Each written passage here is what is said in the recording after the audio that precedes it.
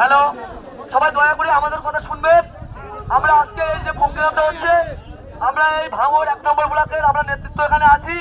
আপনারা যারা বাইরে থেকে এসছো এই প্রোগ্রামে যাওয়ার উদ্দেশ্যে, আপনাদের এর আগেও আমরা বলেছি যে আমাদের কোনো কারণবশত আমরা আমাদের যে লালবাজার হেডকোয়ার্টার থেকে আমাদের এই প্রোগ্রামের পারমিশন আমরা পাইনি।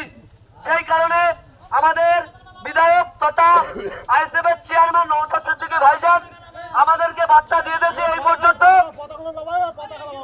পতাকাগুলো বাইরে নামিয়ে না, যারা আমাদের বাসন্তী মিনাখা এই দিক দিয়ে যারা আসছো, মালঞ্চ এই দিক দিয়ে তথা ভাঙড় বিধানসভার যে 13টি অঞ্চল আছে সেই লোকগুলো নিয়ে আমরা সোনপুর যে আমাদের সবজি মার্কেট সেখানে দুপুর 1টা থেকে আমাদের প্রোগ্রাম হবে।